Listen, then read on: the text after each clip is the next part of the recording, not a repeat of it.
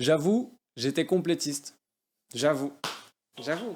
Et en fait, je le suis encore. C'est ça le pire. C'est que aussi bien dans les cartes Pokémon, les livres, le matos, la vie en général, et forcément les jeux vidéo, bah j'aime bien compléter des trucs. C'est mon délire. Et c'est sur ce point-là qu'on va s'attarder aujourd'hui.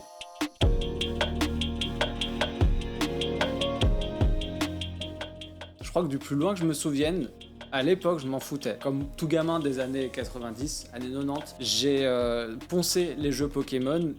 Et en vrai, à part avoir un Typhlosion level 80 accompagné d'un petit légendaire, Lugia évidemment, et quelques faire-valoir qui servaient juste à heal mes Pokémon principaux pendant la ligue, compléter le Pokédex, je m'en foutais totalement. Mais vraiment. Hein.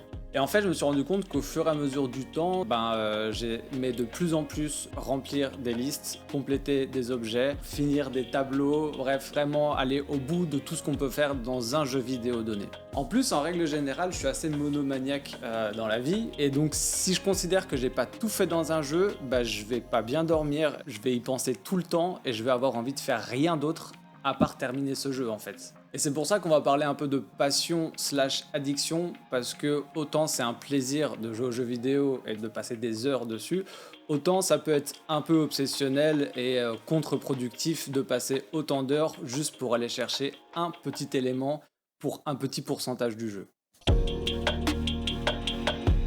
Je crois que le premier jeu qui m'a fait rentrer dans le 100%, c'est Zelda Minish Cap. Tout était beau, édulcoré, il y avait ce monde des Minish où on était rétréci, on a l'impression d'être une petite fourmi qui passait dans plein de recoins, c'était assez immersif comme jeu. Il y avait plein de trucs à faire, c'est-à-dire qu'il fallait faire la quête principale, les quêtes secondaires, récupérer les quarts de cœur, récupérer les items, et il fallait bien sûr les tessons. Donc c'était des échanges qu'on pouvait faire avec des villageois, c'était juste une collection à faire dans le jeu, quoi. Ça n'avait pas beaucoup d'importance pour la quête principale, mais il y avait un petit truc comme moi qui me poussait à aller au bout. Et je me souviens très bien que j'avais un voyage de 6 heures à faire en voiture et que j'avais imprimé toute la pile de Solus sur jeuxvideo.com pour que pendant ces 6 heures, je sois sûr de pouvoir arriver au bout du jeu sans rien oublier. En parallèle de ça, j'avais la chance d'avoir une PS2 dans le salon et dessus, on oscillait entre God of War et SSX Tricky, pour ceux qui s'en souviennent. God of War, mon but c'était vraiment un défouloir où on pouvait vraiment taper sur tout ce qu'on pouvait, mais il fallait améliorer ses armes et ses pouvoirs, donc il y avait quand même un truc à remplir. Et dans SSX Tricky, bien sûr, c'était clairement les médailles d'or que je voulais avoir sur tous les persos, sur toutes les courses, bref, on se posait pas de questions, nos yeux étaient encore neufs, tu vois, il n'y avait pas de... et pas de oh je dois faire ça, non, je dois faire mes devoirs et jouer, c'est tout ce que je dois faire. Il y avait aussi Spyro qui avait déjà eu des opus sur PS1 que j'ai connu que plus tard, où il fallait récolter par monde plein de gemmes, il fallait faire plein de mini-quêtes, etc. Et il y avait aussi un des jeux phares de mon enfance, c'était Tony Hawk's Underground 2. J'ai ruiné ce jeu et en plus de ça, à chaque nouveau monde dans lequel on rentrait, on avait une liste où il fallait compléter chaque chose et c'était un bonheur ultime. Et en plus de ça, bande son incroyable, gameplay du feu de Dieu et puis le skateboard évidemment. En fait, la machine était déjà lancée, c'est-à-dire qu'à l'époque, j'avais pas mis de mots sur cette passion addiction, mais j'étais déjà en plein dedans et j'avais déjà ce truc de aller chercher la soluce sur le PC, essayer de l'allumer en pleine nuit sans faire de bruit pour aller chercher où se trouve ce dernier petit objet qu'on ne trouve pas. En fait, c'était que du plaisir. Tant qu'il y avait un truc à faire dans le jeu, il y avait du bonheur à la clé.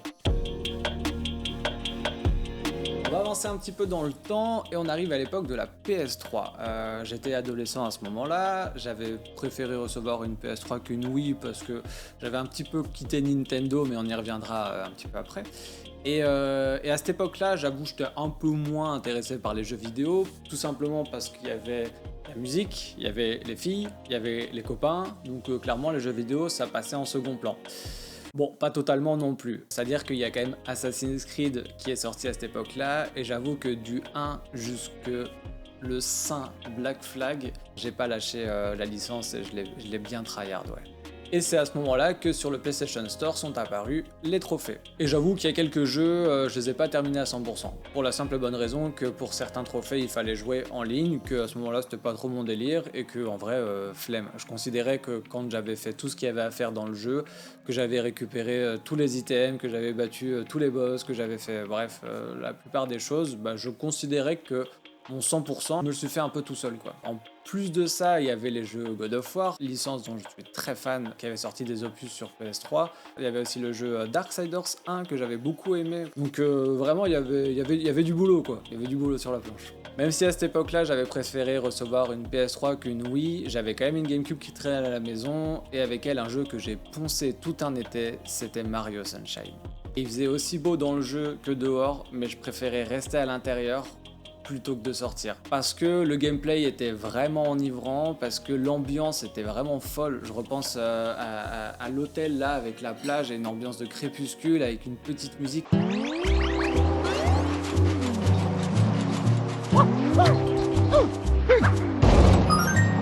Et je crois d'ailleurs que c'est un des premiers Mario que j'ai terminé à 100%.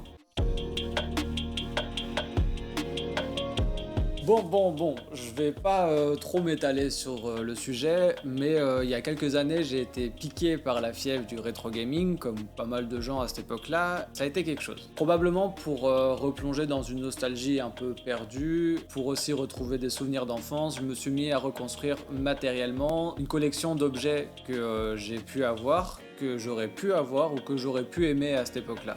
Et bien sûr, dès que je mettais le nez dans quelque chose, il me fallait tout complet, en boîte, en français, un peu chiant le mec.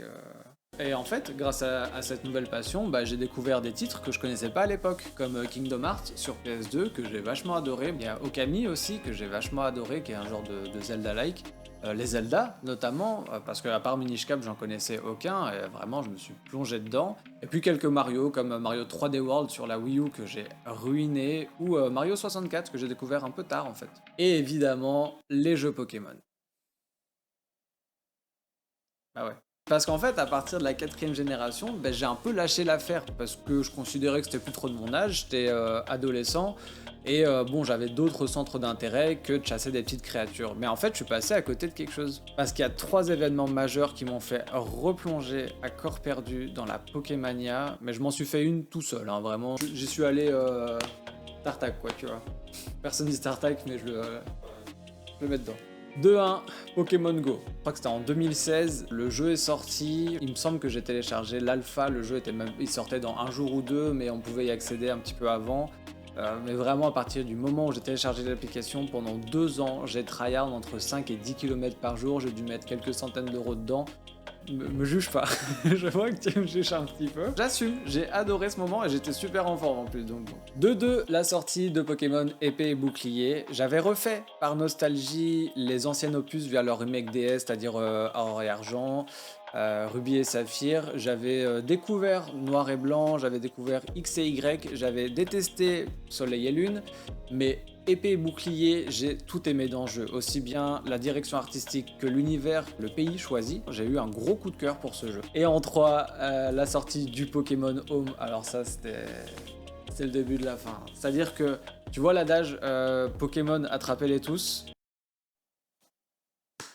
Bah c'est ce que j'ai fait. Tu veux être le meilleur dresseur? Attrape tous les Pokémon. Pokémon Home, c'est quoi? Pour mettre un petit peu dans le contexte, dans les jeux Pokémon, on a donc des créatures qu'on doit attraper, on doit les collectionner. Et pour ça, pour les stocker, on doit les mettre dans des boîtes. Et là, ils ont sorti un logiciel qui permet de stocker ces Pokémon à travers tous les jeux. C'est-à-dire que en se démerdant un petit peu, en chipotant, on peut choper par exemple son Tortank de la génération 1 et le ramener sur la dernière génération à travers tout ça. Et ce qu'il y avait de très jouissif là-dedans, c'était qu'on pouvait les trier, les classer, les ranger. Vraiment, c'était le bonheur à l'état pur que de replonger en fait dans les anciens opus Pokémon pour aller chercher les créatures exclusives à certaines versions, pour aller dénicher des légendaires, des trucs comme ça qui n'étaient pas disponibles dans les autres versions. Et cerise sur le gâteau, il y a des achievements qui sont implémentés directement dans Pokémon Home. Alors autant vous dire que le Nirvana, vraiment, Bon, j'ai pas joué que à Pokémon non plus, en parallèle il y avait quand même pas mal de licences que j'ai un petit peu découvert et tryhard sur le moment. À partir de la PS2 jusqu'à la PS4, en passant par DS, Switch, etc. Il y a, on va dire, une petite liste non exhaustive de jeux que j'ai beaucoup aimé finir à 100% et compléter à mort. On a Jack et Dexter, The Precursor Legacy, on a Brutal Legend sur PS3, le jeu avec Jack Black, on a Spider-Man sur PS4, on a les God of War évidemment, God of War 4 et God of War Ragnarok, South Park, très très bon petit jeu RPG que j'ai beaucoup aimé, Super Mario Odyssey, Masterclass de Super Mario, y a rien à dire, ce jeu est une dinguerie. Et cette grande période va déboucher sur un genre de jeu que j'ai découvert récemment. Alors déjà, qu'est-ce que c'est ? Le Metroidvania est un sous-genre de jeu vidéo d'action-aventure et de plateforme qui emprunte fortement au système de jeu des séries Metroid et Castlevania, d'où le nom. Les jeux du type se déroulent dans un monde souvent en 2D où pour progresser dans l'aventure, il faut débloquer des pouvoirs.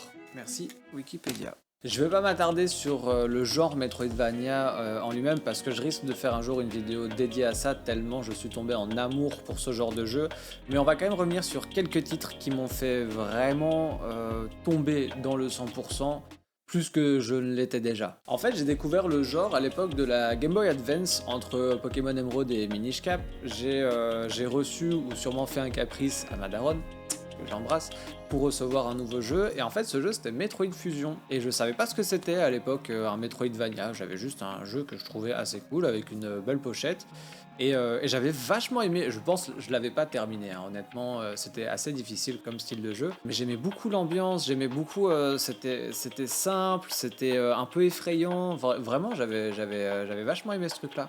Et plus tard, bien plus tard, j'ai découvert un peu le saint des saints des Metroidvania, selon moi, le grand, le fameux, l'incroyable Hollow Knight. Que dire sur ce jeu ? À la base j'étais contre.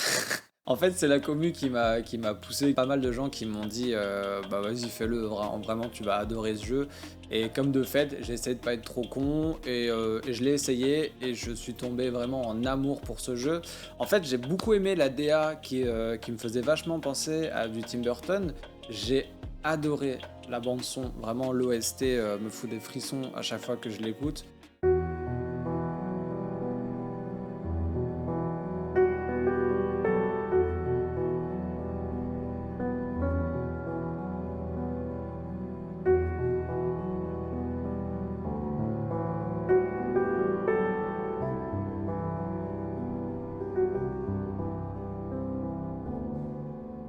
Et en fait, le gameplay, je le trouvais très difficile à la base, mais ce que j'ai bien aimé, c'est que c'est pas le jeu qui devient plus facile, c'est nous qui devenons meilleurs au jeu. Le jeu est tellement complet en fait qu'il n'y a pas de 100%, il y a un 112%.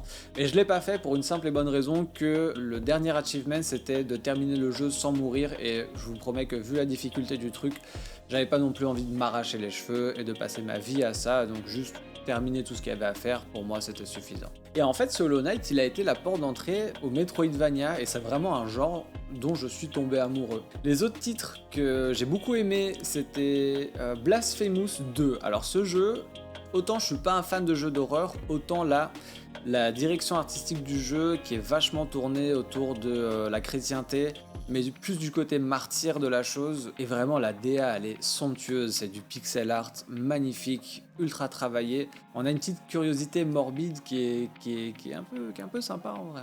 Deux autres Metroidvania que j'ai beaucoup aimé, c'est Ori and the Blind Forest et Ori and the Will of Wisp, donc le 1 et le 2. Autant le 1 est un petit peu un préquel très simpliste de la licence, autant le 2 c'est vraiment un jeu qui est très abouti. On est un peu dans un rêve en fait, le gameplay est super fluide. On a une map qui est très diversifiée, qui est un point qui est assez important je trouve dans les Metroidvania et qui manque parfois un petit peu. Plus récemment, on a eu Prince of Persia avec The Lost Crowd, et en fait, j'ai pas aimé celui-là. Voilà, je le dis, j'ai pas aimé. Autant le gameplay était sympa, mais le jeu, je l'ai joué sur Switch, il était totalement buggé. Toutes les parties de la map se ressemblaient vachement. Je trouve que la courbe de difficulté était pas ouf. Vraiment, bon, je l'ai quand même terminé à 100% parce que ça reste le sujet de la vidéo.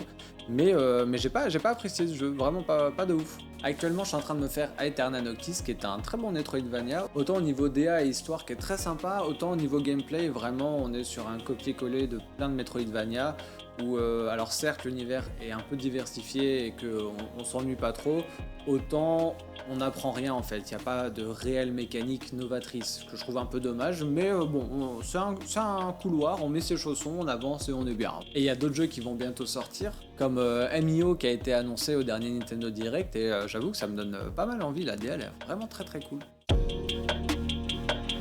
On va faire une petite parenthèse sur un jeu qui a littéralement aspiré une semaine de ma vie. Ce genre de jeu où tu dis, oh allez, petite dernière.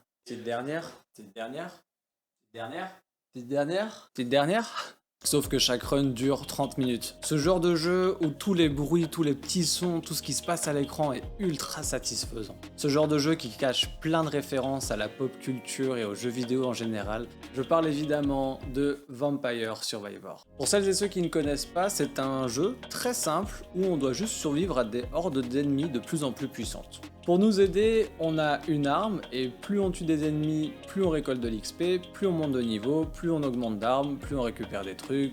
Vous avez compris, c'est un vrai casino.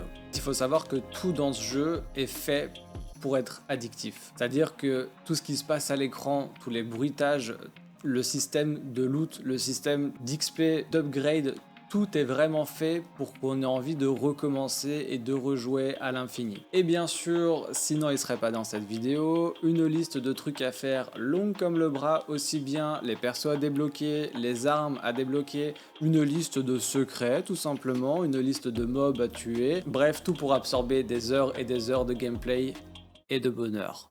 Mais le jeu porte vraiment bien son nom parce que à chaque DLC, je me sens obligé de compléter ce qu'ils ont rajouté, de débloquer ce qu'il y a à débloquer et juste de rejouer des runs d'une demi-heure pour terminer et avoir mes petits succès Steam quoi. Le 100% dans le jeu vidéo c'est un vrai bail et il y a plein de joueurs et de joueuses qui sont touchés par ça. Pour la petite anecdote, en 2022, le joueur et plus gros streamer World of Warcraft Asmongold a réussi à terminer tous les hauts faits du jeu. Pour ceux qui connaissent un petit peu, c'est énorme comme boulot. Après, quand on y joue depuis la sortie du jeu, c'est peut-être un peu plus facile, mais ça représente quand même des années et des années de travail pour en arriver là. Tellement qu'il a été félicité par le directeur des studios Blizzard. Et à l'heure où je vous parle, le Canadien du pseudo de David123 est le premier mondial sur le PlayStation Network avec un total de 289 630 trophées, dont 11 154 platines. C'est-à-dire que le mec a terminé presque 12 000 jeux à 100%, c'est juste une masterclass. De manière personnelle, je me suis un peu calmé. Un des rares derniers jeux que j'ai fait à 100%, c'était Zelda Breath of the Wild. Et quand Tears of the Kingdom, qui était très attendu, est sorti, je me suis dit, ok, je vais me prendre 2 semaines, je vais ruiner le jeu. Et en fait, pas du tout. Dans le premier, j'avais fait la quête des presque 900 Korogu. C'était long, fastidieux, mais j'avais tellement aimé le jeu que c'était que du bonheur. Là, dans le 2, en fait, un peu la flemme. C'est-à-dire que je me suis retrouvé devant cette immensité à faire et je me suis dit non, stop. Alors, en vrai, je dis pas que j'ai perdu l'attrait de platiner des jeux ou de les finir à 100%, mais c'est sûr que j'ai un peu moins l'envie qu'avant. Et c'est aussi probable que ma manière de consommer les jeux vidéo, elle est juste un peu changée avec le temps en fait. Mais par contre, on est sûr que quand le prochain jeu Pokémon sortira, je vais le poncer, je vais attraper les nouveaux Pokémon et je vais aller compléter mon home parce que j'ai envie de tout avoir et de faire tous les achievements, évidemment. Et on n'est pas à l'abri que je retombe amoureux d'un Metroidvania et qu'en fait tout ce que je dis là... J'espère que cette vidéo vous aura plu, n'hésitez pas à la liker si c'est le cas, à la commenter et à la partager, ça m'aide beaucoup d'avoir vos retours. D'ici là, terminez vos jeux, pas forcément à 100%, et à la prochaine.